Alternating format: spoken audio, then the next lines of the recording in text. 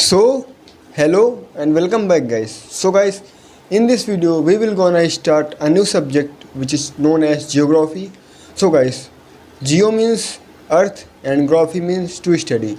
So geography is nothing basically a study of the earth. So guys, in upcoming next to 15 videos we are gonna complete whole geography. It include class 6th, 7th, 8th, 9th, 10th geography all chapters. Okay, so guys, now without wasting our time, let's get started. So the first time when the word geography has been come into the use was used by Eratosthenes in 2nd century BC. मतलब पहली बार जब geography शब्द का use किया गया, बोला गया, तो किसने बोला था? इरेटोस्थीन्स ने. कब बोला था? 2nd सेंचुरी BC में. उनको हम लोग फादर ऑफ जियोग्राफी बोलते हैं. क्यों बोलते हैं फादर ऑफ जियोग्राफी? क्योंकि उन्होंने अर्थ का टिल्ट निकाला था. क्योंकि आपको पता है जो अर्थ होता है वो अपने एक्सिस पर टिल्ट है. कितना टिल्ट है? 23.5 डिग्री, मतलब 23.5 डिग्री क्या है? टिल्ट है अपने एक्सिस पर. और उन्होंने किसने? इरेटोस्थीन्स ने जो अर्थ है उसकी सरकमफ्रेंस भी निकाली थी. इस वजह से उन्हें फादर ऑफ जियोग्राफी भी बोला जाता है. और उन्होंने एक बुक लिखी थी जिसका नाम है जियोग्राफिका. उन्होंने एक बुक लिखी थी कि उसका नाम क्या है? जियोग्राफिका.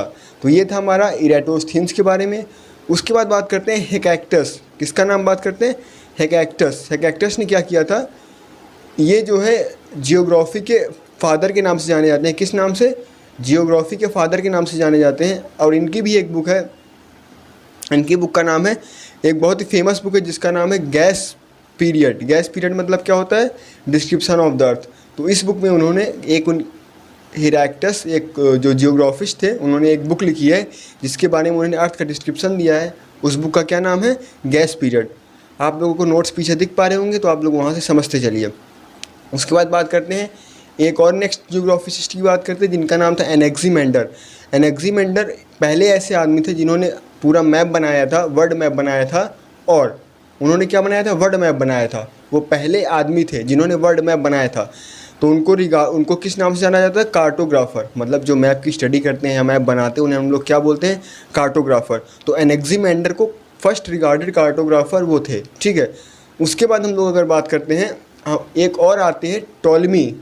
टॉलमी, उनका नाम पी से स्टार्ट होता है पर बोलते हैं हम लोग टॉलमी है. उन्होंने उस वर्ल्ड मैप में इंडिया को रिप्रेजेंट किया था पहली बार. किसने? टॉलमी ने. ठीक है. कब किया था वो डेट अभी हमारे सिलेबस में नहीं है, तो उसको हम लोग नहीं देखते हैं. वैसे 150 AD के आसपास उन्होंने इंडिया को ड्रॉ किया था. ठीक है. उसके बाद बात करते हैं, उन्होंने भी एक बुक लिखी थी जिसका नाम है एल्मेगेस्ट. क्या नाम है? एल्मेगेस्ट. और स्ट्रैबो ने एक बुक लिखी थी जिसका नाम है जियोग्राफी. एक बार मैं आपको और बता देता हूँ. इरेटोस्थीन्स ने एक बुक लिखी थी जिसका नाम क्या था? जियोग्राफी का. उसके बाद हेक्टस ने एक बुक लिखी थी जिसका नाम था gas period, description of the earth. उसके बाद एनेक्सीमेंडर ने पहली बार जो है मैप बनाया था वर्ल्ड का. टॉलमी ने इंडिया को पहली बार रिप्रेजेंट किया था वर्ल्ड मैप में. कब? 150 AD के आसपास. उन्होंने एक बुक बनाई थी जिसका नाम था उन्होंने एक बुक लिखी थी जिसका नाम था एल्मेजेस्ट. और जियोग्राफी एक बुक है जिसको किसके द्वारा लिखा गया था? स्ट्रैबो के द्वारा. उसके बाद हम लोग बात करते हैं जियोग्राफी. जियोग्राफी जो है हमारे पास वो 3 मेजर पार्ट में डिवाइड है. पहला फिजिकल जियोग्राफी, दूसरा उसके बाद वर्ल्ड जियोग्राफी, तीसरा इंडियन जियोग्राफी. फिजिकल, वर्ल्ड और इंडियन. फिजिकल में हम लोग अपनी अर्थ के बारे में पूरा देखेंगे. उसके बाद वर्ल्ड में हम लोग जो वर्ल्ड जियोग्राफी उसके बारे में देखेंगे, जैसे कितने कॉन्टिनेंट्स होते हैं, कितने ओशियंस होती हैं, इन सब के बारे में. और इंडियन जियोग्राफी में हम लोग अपने इंडिया के बारे में, वेजिटेशंस, ड्रेनेज सिस्टम कैसा है, रिवर्स कहाँ कहाँ पर फ्लो करती हैं, सॉइल कैसी कैसी हैं, तो ये लोग हम लोग किस में देखेंगे? हम लोग देखेंगे इंडियन जियोग्राफी में. तो सबसे पहले हम लोग यहाँ पर स्टार्ट करते हैं कौन सी जियोग्राफी से? फिजिकल जियोग्राफी से. किससे? फिजिकल जियोग्राफी से. अब बात करते हैं फिजिकल जियोग्राफी. तो सबसे पहले अगर हम लोग बात करते हैं यूनिवर्स क्या है, ब्रह्मांड. आप जितनी भी चीज़ अपने आसपास देख पा रहे हो वो सब ब्रह्मांड के अंदर है. आप मोबाइल, कैमरा, बुक, आप लोग अपने अगल बगल लोगों को देख पा रहे हो, स्टार्स को देख पा रहे हो, सन्स को देख पा रहे हो, सोलर सिस्टम आप लोगों ने नाम सुना है और सन नाम सुना है. ये सब किसके अंदर आता है? यूनिवर्स. तो यूनिवर्स को हम लोग बोल सकते हैं टोटलिटी ऑफ एवरीथिंग. मतलब जितनी भी चीज़ें हैं वो सब यूनिवर्स के अंदर आती हैं. ठीक है. उसके बाद the study of universe. Universe की स्टडी को क्या बोलते हैं? Cosmology. The study of universe क्या होता है, कॉस्मोलॉजी। फादर कौन है यूनिवर्स के, मतलब फादर ऑफ द यूनिवर्स कौन है, आचार्य कपिल। फिर से एक बार, आचार्य कपिल। उसके बाद अगर हम लोग बात करते हैं कि जो हमारा यूनिवर्स है उसकी एज कितनी है, वो है 13.82 बिलियन ईयर्स। कितनी है, 13.82 बिलियन ईयर्स। तो होप सो कि आपको इतना समझ में आ गया होगा। इसके बाद अभी हमने बात करी कि यूनिवर्स क्या होता है, एज क्या है 13.82 बिलियन ईयर्स, और उसके बाद फादर कौन है, आचार्य कपिल।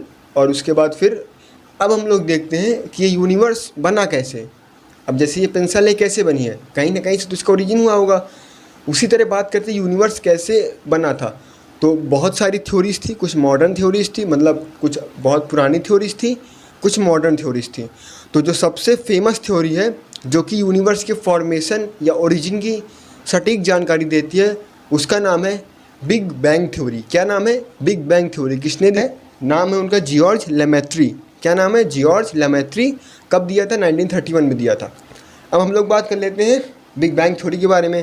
तो ये जो पूरा यूनिवर्स बना है वो कुछ इस तरह बना है कि एक बहुत ही छोटी सी बॉल थी, बहुत ही छोटा सा पार्टिकल था, टाइनी बॉल, जिसका कि वॉल्यूम बहुत ही छोटा था, आप इमेजिन नहीं कर सकते हैं। और टेम्परेचर बहुत ज़्यादा था, इनफाइनाइट, और डेंसिटी बहुत ज़्यादा थी, इनफाइनाइट।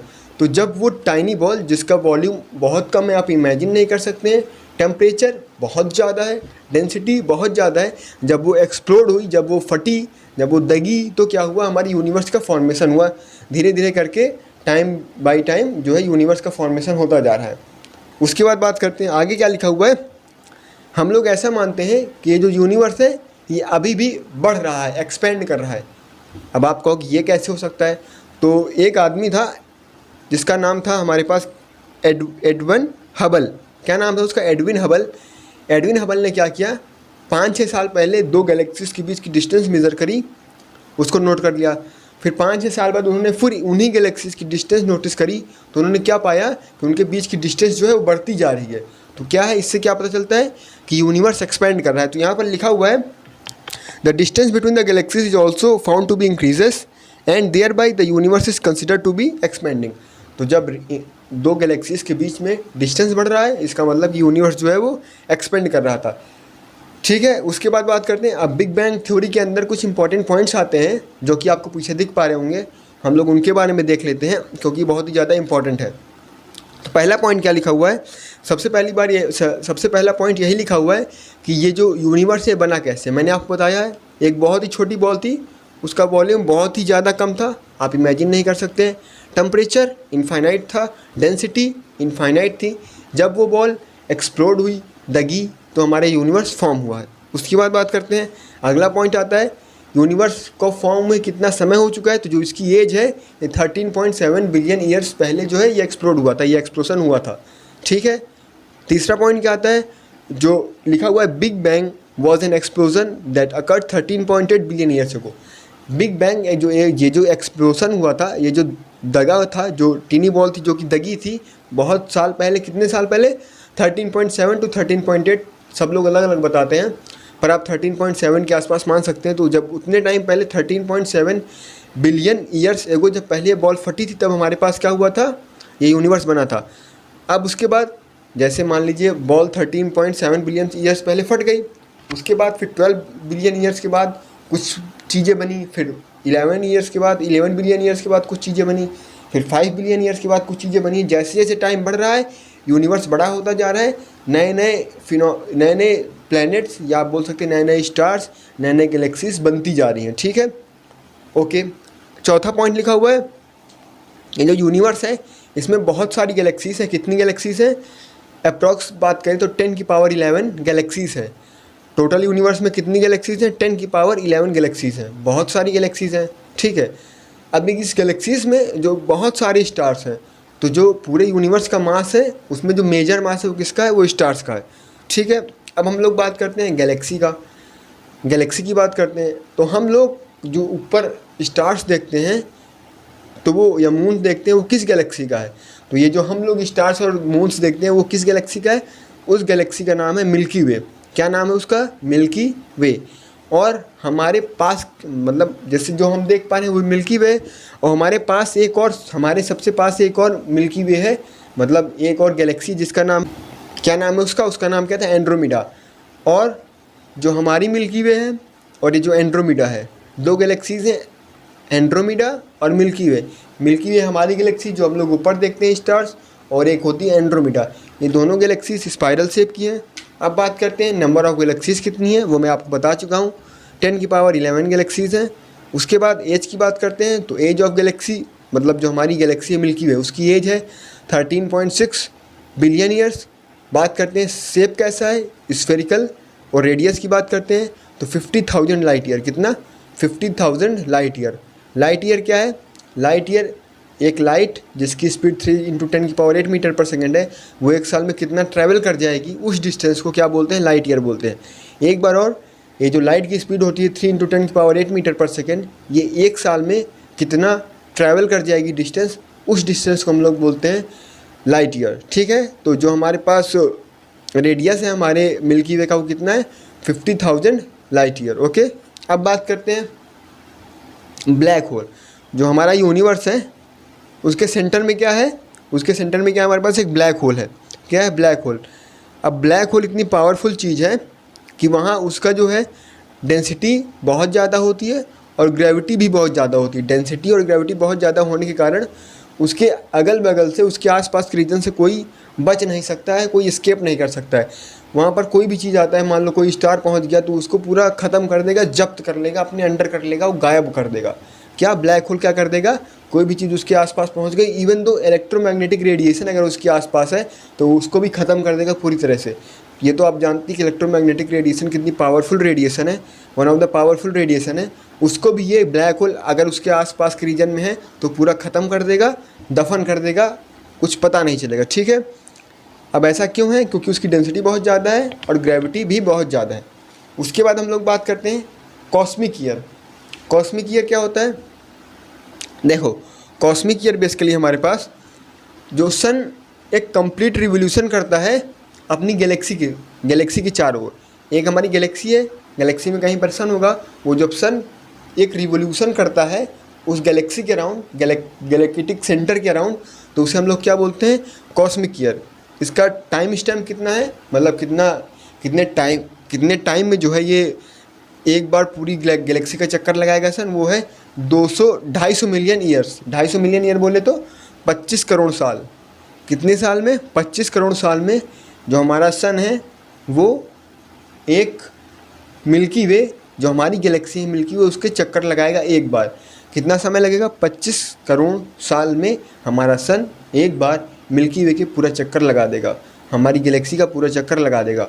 सो गाइस, आज की इस वीडियो में बस इतना ही। आगे आने वाली वीडियोस में हम लोग 15 से 20 दिनों के अंदर पूरी जियोग्राफी, जो कि हमारे डिफरेंट कॉम्पिटिटिव एग्ज़ाम्स में आनी है, पूरी जियोग्राफी, अब चाहे वो एग्ज़ाम्स जो सभी हो, सब में जियोग्राफी तो वही रहेगी, इंडिया भी वही रहेगा और यूनिवर्स भी वही रहेगा, तो पूरी जियोग्राफी हम लोग ख़त्म कर देंगे। सो गाइस, मिलते हैं अगले वीडियो में, तब तक के लिए ओके बाय, टेक केयर। जब हमारा ये यूनिवर्स वाला टॉपिक ख़त्म हो जाएगा तो मैं उस वाले वीडियो में आपको इस चैप्टर के नोट्स दे दूँगा।